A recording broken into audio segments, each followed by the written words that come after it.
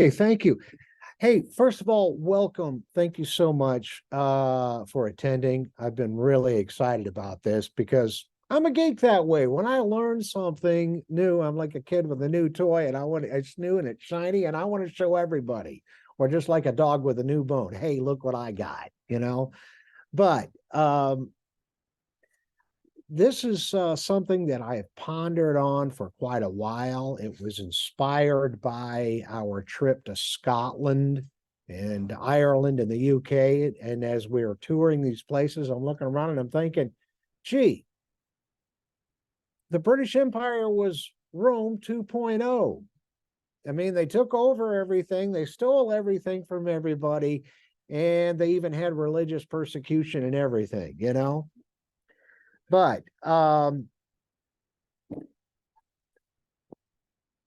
what I would like to do is I call this series The Law Under Siege. And to better understand Jesus, to understand the world that he walked in and had to navigate all the political, socioeconomic, the civil unrest, all the divide. Well, it didn't just happen overnight. It didn't happen the day Herod took the throne and screwed everything up. No, it evolved that way. So this is a four-part study in essence. It's as an evolution of the Second Temple period, from the time of the beginning of the post-exile period all the way up through Herod. Now, the two sources of references, obviously the Old Testament, primarily the books of Ezra and Nehemiah. We are also going to rely heavy. Here, let me get that. We're going to rely heavy on this fella here, Flavius Josephus. Now, if you're not familiar with him, Flavius Josephus was a first century Jewish historian. He was also a Jewish apologist. And his writings, his primary books, The War of the Jews and The Antiquities of the Jews, remain the most referenced texts in biblical history outside of the Bible itself. And to better understand why and get some credibility, let's take a look at a short biography. Josephus was born in 37 AD. He was born in Jerusalem. He was born to a family of means. His father was a priest. His mother was of Hasmonean lineage, so she had a little bit of money coming with her. Because of this, Flavius was afforded a very good education. Flavius, even as a young man, was noted not just to be scholarly, but he became very fluent in 4 languages. Now, in this time, it was not unusual to be bilingual, as at this time in Judea's part of history, Greek was almost the second language. But Josephus was fluent in Hebrew, Aramaic, Koine Greek, and in Latin, which was very unusual. As a young man, these skills were put to use. He went to work for the temple government. Now remember, the temple wasn't just the place of worship. It was also the Judean government. He was more kind of like a mediator because he was fluent in so many languages. He could do diplomatic things. One of his big noted victories was when 3 priests were arrested for political crimes. What those were, we're never told, but they're in Rome. So he sent to Rome to negotiate terms for their release. He was successful. They were released. He brought back home. Now, in 66 AD, the first Jewish uprising against the Romans occurred, and war is declared by the Jews on Rome. Josephus is inducted into the Judean army and made a general. He leads a legion, heads up to Galilee to fight the Romans. Wasn't very successful. He was captured. And he was captured by General Titus. Titus, recognizing who he was and what his skill set was, put him to work for him, transcribing all these documents. Now, because remember, the Roman Empire only 36% of the entire Roman Empire was made up of Romans. The rest were all of these other kingdoms, so all these different languages back and forth. Pardon? He was made a scribe. He was made a scribe, yes. And of course, this would include military plans, etc. Titus carries him back to Rome, and where he works, and it's not long after that that he is released. Is he a slave? In a way, he is a slave, but he's treated very well. He's given good housing. As a matter of fact, when he's brought back to Rome, he's not put in jail or some kind of barracks. No, they put him in a pretty nice house, gave him comfort, and let him work in. And so after he is released, which would be about 68 or 69 AD, he remains under the employ by Titus, writing his biographies and handling all of his history. Well, in 70 AD, Titus comes down to Jerusalem. Enough is enough. As his men ransack the temple, steal all of the treasury, Titus himself takes 2 prostitutes, busts into the Holy of Holies, and messes around. And then afterwards, burns it down. Burns down half Jerusalem. Jews are forever banned, or at that time deemed forever banned from Jerusalem. Now, because Josephus is living in comfort in Rome, in a nice place, the Judeans label him a turncoat. He should have killed himself before being captured.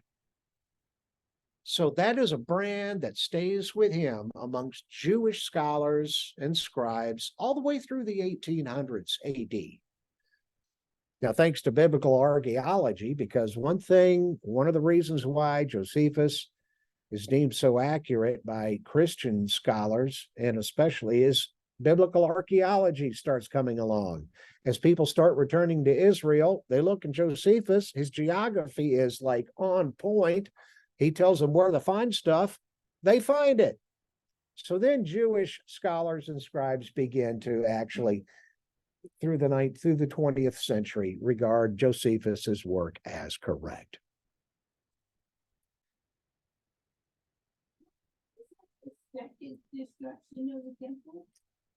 Yes, this will be the second destruction. The first one was by Nebuchadnezzar.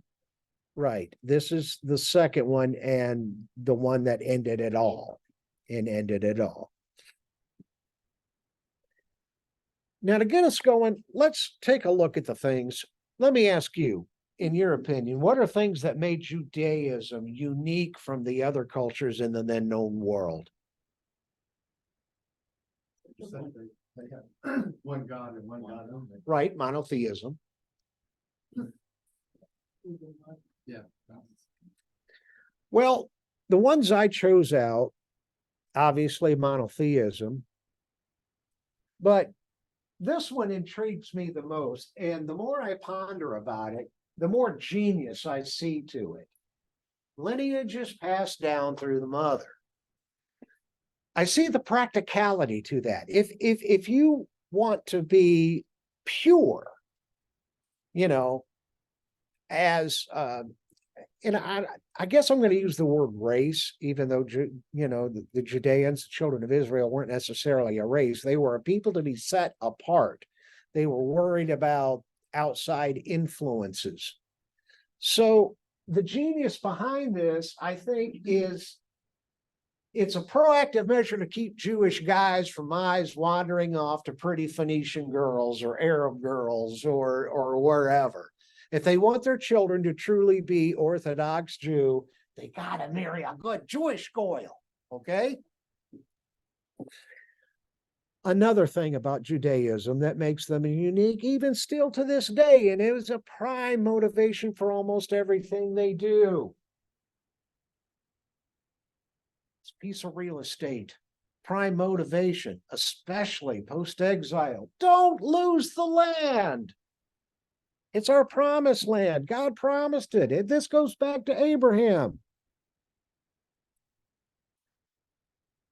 Oh, there it is. So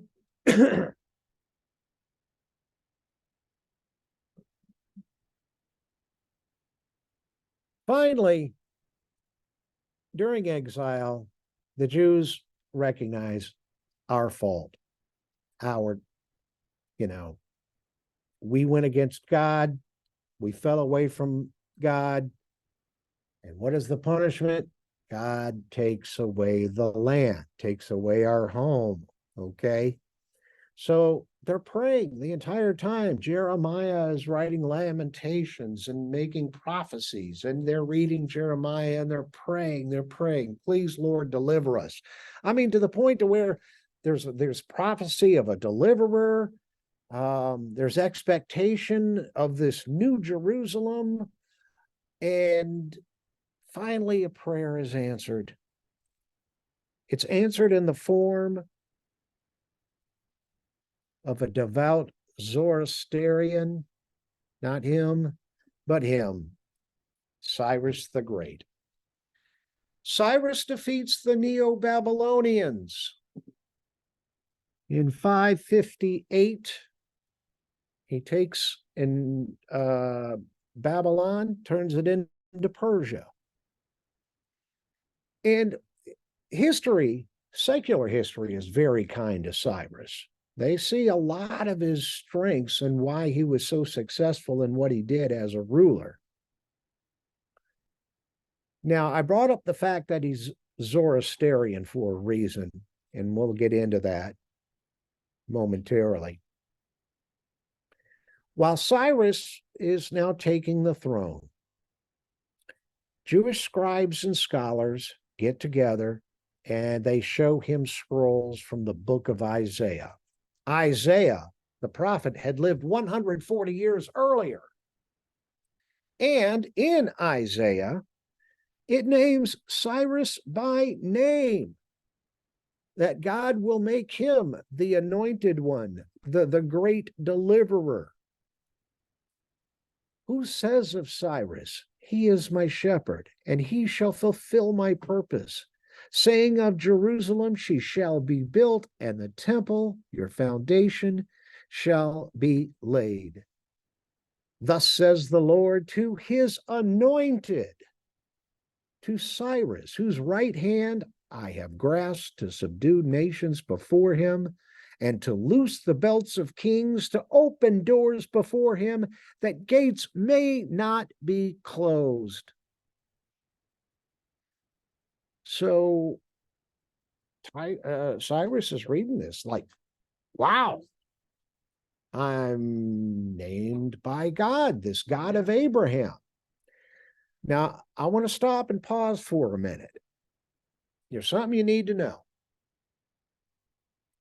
There's disagreement between biblical scholars and biblical historians. Now, I'm stupid this way. I would have thought, what's the difference between the two? If you study the Bible historically or whatever, you believe in it. But scholars tend to agree, yes, this is a true prophecy. This was done at the time it said it was. If you are to study biblical academia, you learn that Isaiah is broke up into two parts. Well, actually three parts, but we're just going to mention two. There's Proto-Isaiah, which was chapters 1 through 39, which is written by Isaiah himself. Then there's Deutero-Isaiah, chapters 40 through 55, which are said to be written by an unknown author, but in Isaiah's name. Historians, there's a battle going on in there, disagree. A number of them say Deutero-Isaiah was added post-exile to kind of enhance the drama and the magic of this story. Scholars disagree. Scholars say, no, no, no, no, no. It is what it is. It's God's word. Leave it alone. So anyway, I thought I'd point that out so you'd understand what's going on, because sometimes that conversation does come up. Okay.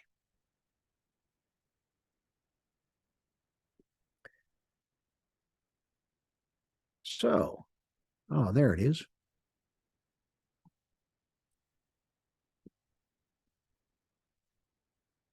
Well, Cyrus creates an edict. He is this on fire. Now, here is his edict. Thus says Cyrus, king of Persia, all the kingdoms of the earth, the Lord God of heaven has given me. And he has commanded me to build him a house at Jerusalem, which is Judah, who is among you of all his people. May his God be with him, and let him go up to Jerusalem, which is in Judah, and build the house of the Lord God of Israel. He is God, which is in Jerusalem, and whoever is left in any place he dwells, let the men of this place help him with silver and gold, with goods and livestock, besides the free will offerings for the house of God, which is in Jerusalem. Now, again, sidebar comment. I brought up the fact that Cyrus was a devout Zoroastrian.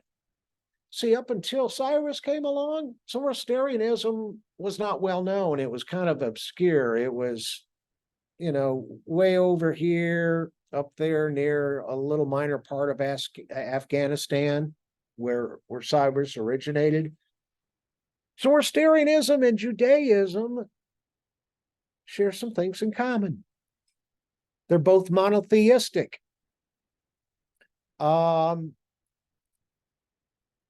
Zoroastrianism has duality. Now, at that time, pre-exile thought was there was, whether it was good or evil, it all came from God. Well, Zoroastrian, their god Ahura Mazda, had an enemy, anti-God. He was their devil.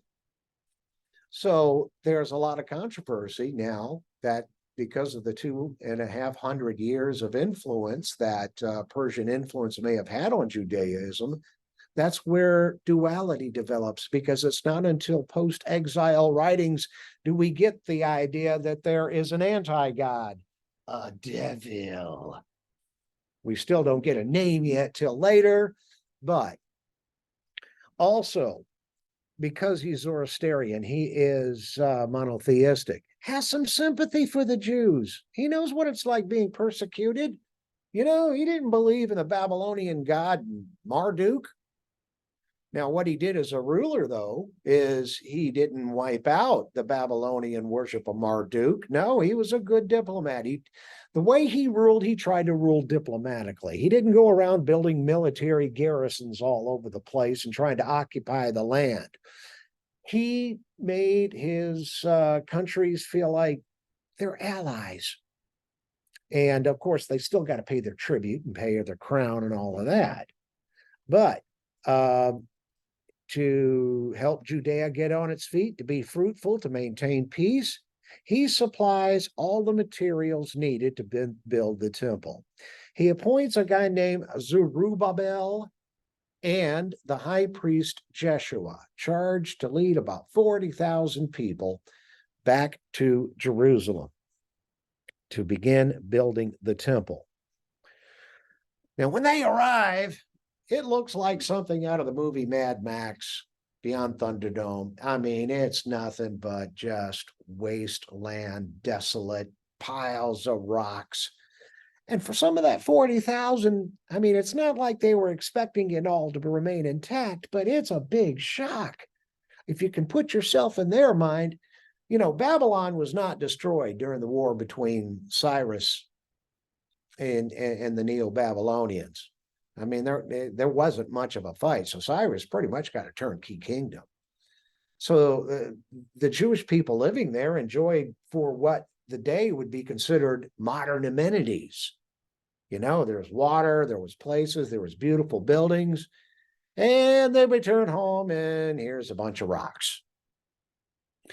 Well, we do get a sense from reading in Ezra and Nehemiah, there is a good sense of, okay, let's go one nation under God. Let's make Israel great again. And they get going. Now, the first order of business they get to is they build an altar, even before they start laying foundation on the temple. Let's get business going. We've got to, number one, give thanks to God. We got about 70 years worth of void of sacrifices to catch up on for atonement and all these other things. So they do that. They get to building the temple and starting laying with the foundations. And because it's the temple, man, there is a liturgy that goes with it like you wouldn't believe. For every time a stone is laid, there's choirs singing, trumpets blowing. I mean, honest to God, it looks like a scene out of in my mind, out of a Monty Python movie, you know? And you got choir singing. So they're going on and they're burning incense. Well, the Samaritans can kind of hear and see what's going on. So the Samaritans come down, and it reads to me like they're extending an olive branch. They're saying, hey, look, once upon a time, we were one people. We all came from Abraham. We worship the same God. We observe the Torah. Let us join you. Let's reunite, become one great nation again, and let us help you build the temple. Zerubbabel looks at Jeshua. Jeshua looks back at Zerubbabel. And they've been intermarrying so much, they're unclean. So they turn them down. Well, of course, the Samaritans are quite insulted and sent off on their way. Well, Cyrus the Great has died. He was in a battle with a tribe of nomads in Iran because he still had issues along his eastern border. And he dies in that battle. His son Cambyses takes the throne, but only lasts a year. And then the first Artaxerxes takes the throne. So the Samaritans and the governors of the Trans-Euphrates take advantage of this. And they begin a letter writing campaign to harass the daylights out of the Judeans and do anything they can to keep them from building the temple. In Ezra chapter 4, verses 11 through 16, to King Artaxerxes from your servants in Trans-Euphrates, the king should know that the people who came up to us from you have gone to Jerusalem and are rebuilding that rebellious and wicked city. They are restoring the walls and repairing the foundations. Furthermore, the king should know that if this city is built, and if its walls are restored, no more taxes, tribute, or duty will be paid. And eventually the royal revenues will suffer. Now, since we are under obligation to the palace, and it is not proper for us to see the king dishonored, we are sending this message to inform the king so that a search may be made in your archives of your predecessors in these records. Excuse me. In these records, you will find that this city is a rebellious city, troublesome to kings and provinces, a place with a long history of sedition. That is why this city was destroyed. We inform the king that this city is built and its walls are restored. If that's done, you will be left with nothing in Trans-Euphrates. Well, Artaxerxes does look around. Finds out, yeah, those Israelis, those Judeans, man, they're a fighting bunch. And Nebuchadnezzar ended up having to go over there because they wouldn't pay him his royalties, which is why he went in and flattened the place in the first place. So Artaxerxes puts a cease and desist on the building on the temple. Sends an army of troops and stuff to go down there, and they sit there and they wait. They're down there for about maybe 6 months. Jews are just kind of standing around, kind of like, okay. Finally, the troops suffice that the Jews aren't working, head back. Well, now that there's no more babysitter, the Jews get back to building the temple. Yay. So they're working like crazy. Well, unbeknownst to them, Zerubbabel and Jeshua have been doing their own epistle writing campaign to Artaxerxes. And dear king, if you will go back through your records, you will also find a dictate from your not so distant predecessor, Cyrus, that he commanded the building of this temple. He initially funded the building of this temple, and he said that if anybody got in their way, off with their head. So, Artaxerxes writes a letter back to the governors of the Trans-Euphrates and says, guys, I found an edict from King Cyrus, and that overwrites what you petitioned me with in the first place. So here's what's going to happen. Not only am I going to allow them to rebuild and continue building their temple and their city, it's coming out of your treasury and you're paying for it. Thanks for wasting my time.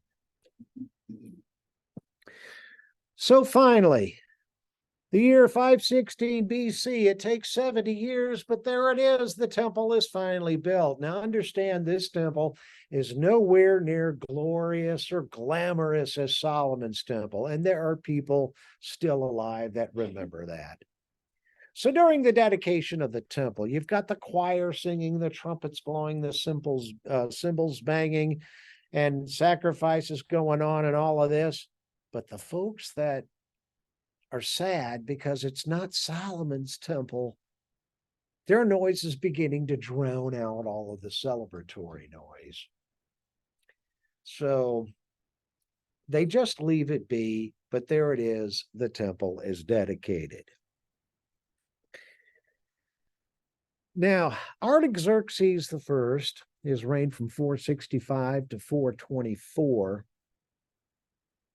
felt that to be a good legislator like his ancestor Cyrus should continue to use diplomacy and help build up these little kingdoms to keep them happy. That way there's less apt to be civil unrest. He doesn't want to have to build a garrison. And that works everywhere else except here in the Levant. It works against Judea because everybody hates the Judeans. You know, the Trans-Euphrates guys are really ticked off because here's a temple they had to pay for to build that they don't believe in. Well, Artaxerxes sends down a scribe and a priest to be somewhat of a social architect.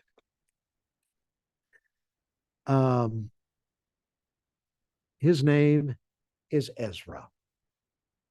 Ezra is, at the time, known as the foremost knowledgeable scribe. He is not a priest. I'm sorry, yes, he is a priest. He is a priest, he's a scribe. He knows the law in and out. So Artaxerxes sends him down to kind of like reinstitute law and life into Judea. So when Ezra gets to Judea, he finds out that there's a lot of intermarrying going on. Now, that is an existential threat because what happens when you go against the law, against God? He punishes you. And how does God punish you? He takes away the land, okay? Ezra, in Old Testament prophet style, man, he rips his clothes, he falls down in the dirt, he rips out his beard, pulls out his hair, and he's just throwing dirt on himself in a public display of mourning. People gather around him, collect him up, try to dust him off a little bit. And he's praying the whole time, God, forgive these people. God, forgive my people. God, please do not punish us. We beg for forgiveness.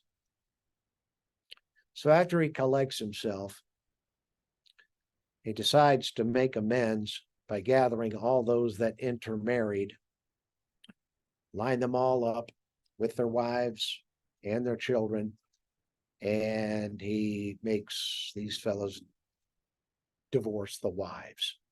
Now, what's funny to me in Josephus doesn't call them foreigners.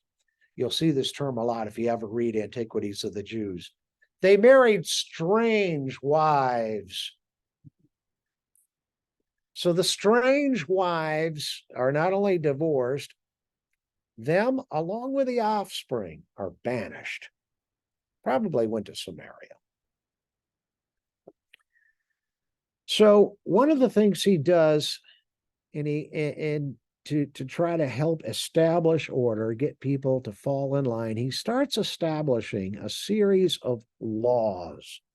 Ezra's 10 laws. The public will come together to read from the Torah scroll on Sabbath during the time of the afternoon prayer. The courts, he establishes what's called the Great Assembly. It's the judicial branch of Judean government. Will later be called what you and I know it as the Sanhedrin. The Sanhedrin, or the Beit Din, be open throughout the Jewish townships on Mondays and Thursdays. Women would not wait beyond Thursday to launder their clothes because of the honor due to the Sabbath day. Men accustomed themselves to eat cooked garlic on the eve of the Sabbath. This is believed to enhance love between a man and his wife. Go figure. I'm not going to read all of these.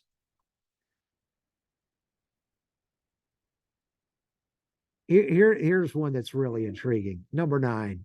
Jewish females, as a precautionary measure, be accustomed to conversing with one another while one of the party goes out to relieve herself in the outhouse. Now, guys, when you are out to dinner, you and your wife, and you're at a dinner party, and you notice women never go to the bathroom by themselves, it's always in groups, it's Ezra's fault. So, ladies, when you get together and say, let's powder our nose, instead of let's powder our nose, let's say, let's go do Ezra. Okay. So Ezra is doing what he can to get, and he's getting the people finally reinstilled. But remember, they know the Torah, they know they're to follow God, but it's nothing what resembled pre-exile life. And Ezra is having to build an entire society. Now, one of the things, because Ezra is made governor, and this sets a precedent, guys. Any governor, even though Judea is very small, needs a cabinet. So understand, there's no difference between church and state. Judea is, there's just the law. So his cabinet, he delegates political responsibilities to priests. So that's their double duty. Just like a waiter or a waitress has side work, after you get done serving and stuff, then you got to go through and make sure the salt and pepper shakers are filled and ketchup is refilled at the tables. Political work would be a priest's side work. Do your priestly duties and then do the government stuff later on in the afternoon. At the idea, that's a good time. That's a good idea. However, that's going to come back as time goes by to really hurt them. And we'll see that later on in our study. Now, getting late, I better speed this up a little bit. Even though the temple's built, the temple has walls, the city does not.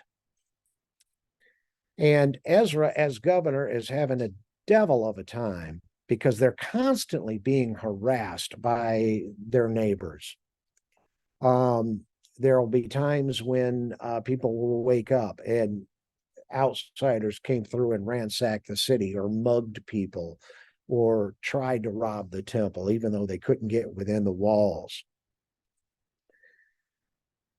Well, there is a cupbearer to the king back in Babylon, or now Persia.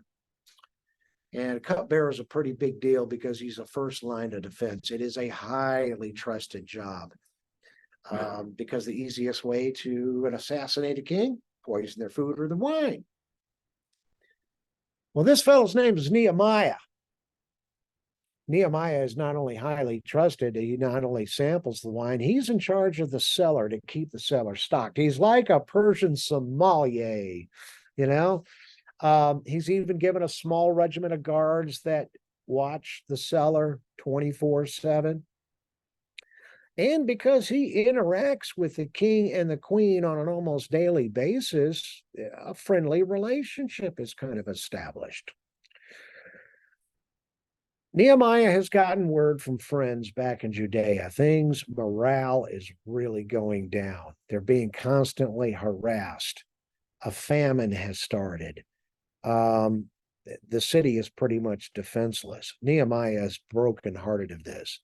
Now, here's the thing. Nehemiah, he was born and raised there in Babylon. He's never been to Judea, but that is the land of his forefathers and where they are buried. And he's brokenhearted over this. So he begins praying about it. What can I do? What can I do? And God gives him ideas. So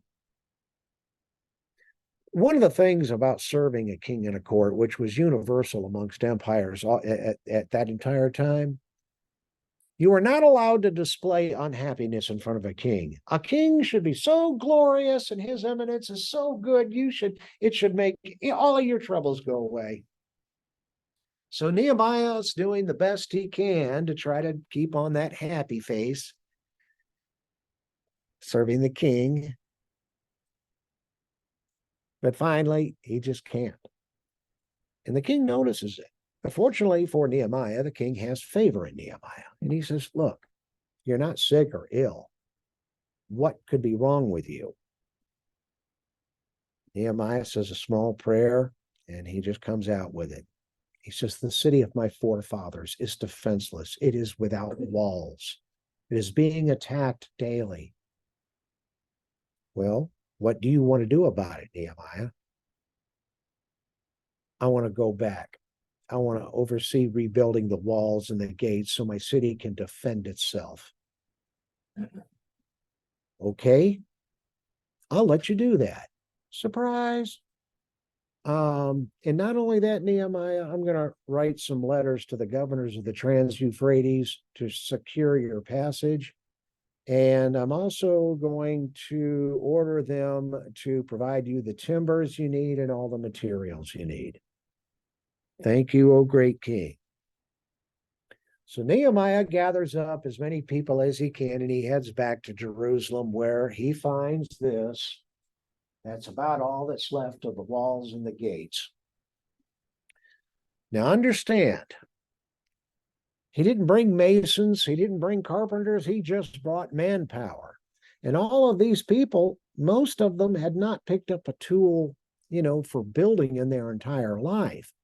There were about 2,000 of them.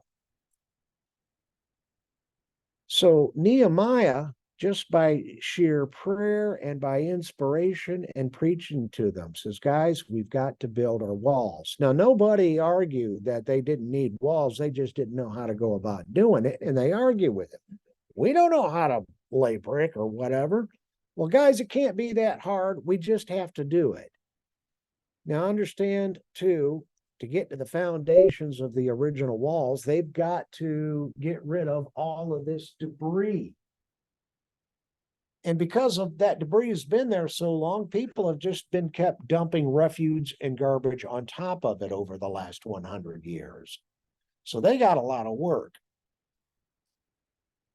What Nehemiah is running into is that there is more harassment coming from the other kingdoms, the Samaritans, the Arabs, the Ammonites.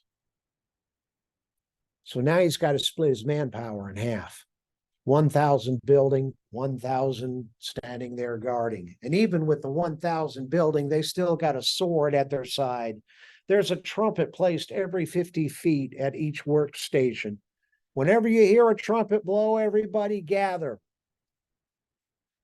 Well, because of the weak spots in the walls, he's got to teach guys how to be military. He gets them armed with arrows and shields and has them standing guard at those broken points in the walls. And just in case the enemy shows up and decides to start something.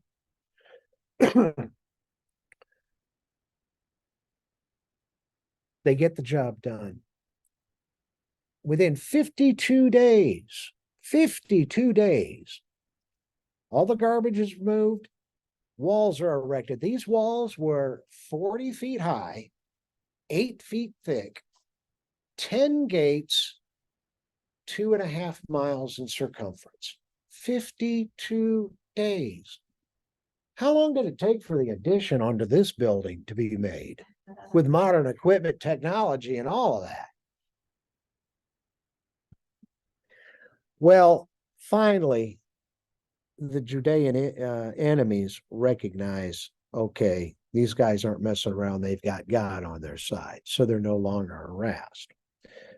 But Nehemiah's run into some societal problems because all the people of Judea have been so focused on getting these walls built. Nobody's been tilling fields. Nobody's been doing anything else. It's all been focused on these walls. Well, there's not enough to feed folks. Nehemiah's been paying for this out of his pocket, by the way. You know, being governor, he's allotted a very handsome budget of 1 ox and 5 sheep per week and all the wine he can drink. Well, he disperses that amongst all the people to keep them fed. He finds out that there's a lot of predatory lending that's been going on. Because of that harassment, anytime a farmer would want to plant a field, an Ammonite or a Samaritan would come along at night, set fire to his field. So the guy can't collect on the crop. And because he borrowed money from another guy to get started, he can't pay it back. He can't pay the taxes to Persia.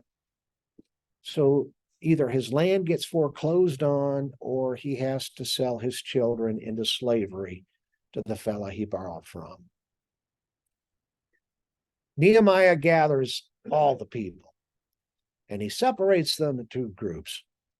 The guys that loan the money over here, and then all the people that borrow the money over here. And this group is a whole lot bigger than this group over here, as you can imagine. So you can imagine how intimidated the debtor, the lenders are as they're getting ugly looks from this massive mob-like crowd. And Nehemiah proceeds to chew them out. You have enslaved your own people. You are no different than an Egyptian Pharaoh. How dare you? You are breaking the law of God itself. Now, will you agree to no longer charge interest and release the debts of these people so that your society in general can prosper? They agree. They forgive the debts. That becomes the beginning of the ancient Hebrew tradition of Jubilee. Once every 7 years, all debts are forgiven. It's time for Festival of the Tabernacles. Nehemiah has Ezra go into the temple square and read aloud to the people the Torah. They establish a schedule so that people can learn Torah more often. Torah is read on Mondays, Thursdays, and twice on Saturdays. And because of all the heck they've gone through, the debtors that have been doing all the predatory lending, people begin weeping and wailing. Nehemiah says, stop it. We've offered sacrifices. God has forgiven us. This is a celebration. Let's eat. Let's celebrate. And let's go home happy so we can give God praise. And they do. The festival lasts for 8 days and people go home happy singing praises. Nehemiah has done his job, except he just found out there's more intermarrying going on. Worse yet, it's done by some of the priests. And what scares him the most is he's hearing these children that are their offspring, they're not speaking Hebrew. They speak the language of their mothers, those strange wives. So, rather than Nehemiah go through the whole Old Testament prophet display of ripping his clothes and ripping out his beard and ripping out his hair, he gathers up all those priests and all the other guys that have intermarried. He rips out their hair and rips out their beards. And if they're a priest, they're told right then and there, choose. You're either going to serve at the altar and keep your, a servant and divorce your wife, or if you're going to keep your wife, leave the kingdom. And they all, of course, agree. They divorce their wives. So Nehemiah, he's done his job to never have to return again. Got the city walls built. And after 21 years, steps down as governor. And he returns back to Persia, where he resumes his job as cupbearer to the king to the very day he dies. Things go pretty well under the Persians from there on out. The Jews pretty much, can handle their own battles. They're not overly taxed, and things go pretty well. And a new chapter is about to begin because a new empire will be taking over. And that's where we're going to start next week. So thank you so much for your time. Anybody got any questions?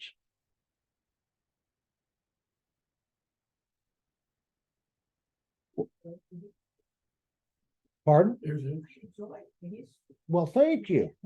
Here's a few takeaways. First of all, you may not know this, but Ezra is credited as being the author of Ezra, Nehemiah, Chronicles, and Malachi. Because Ezra and Nehemiah, their times coincided, they worked together.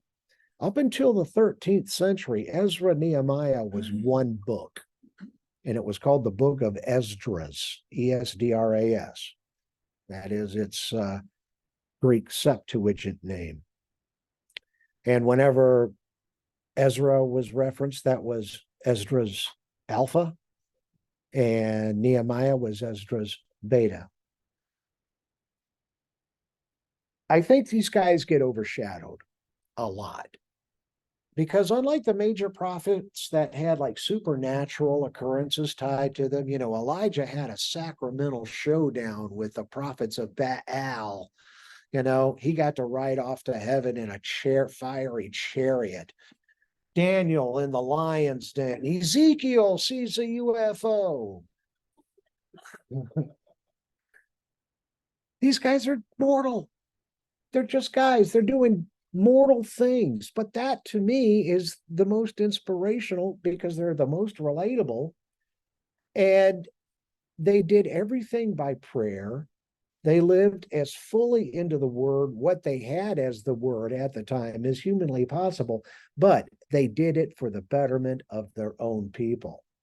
Those that consider themselves or like to label themselves as advocates for social justice might look to Nehemiah as an example.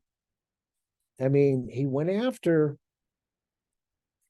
predatory lending.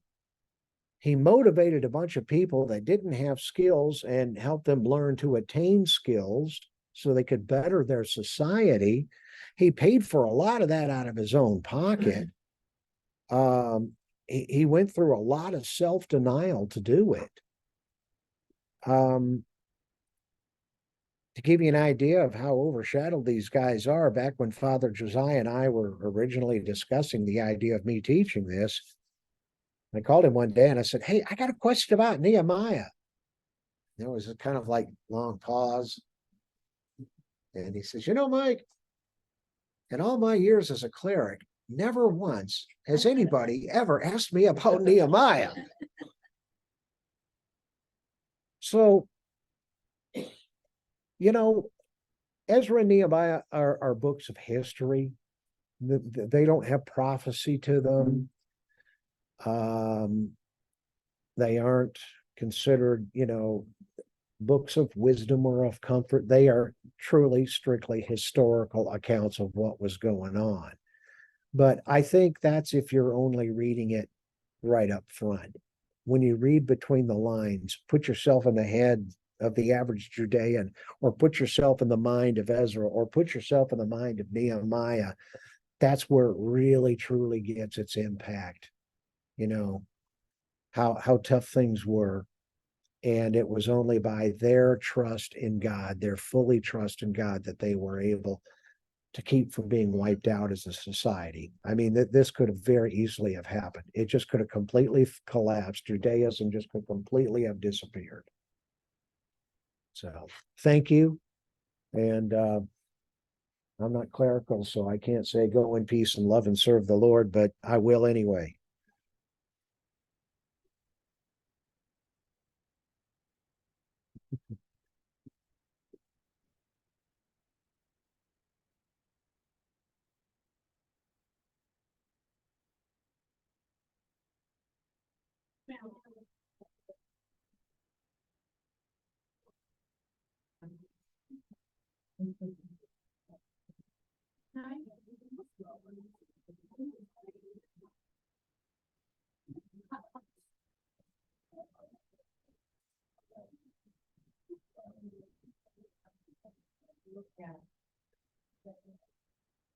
Yeah.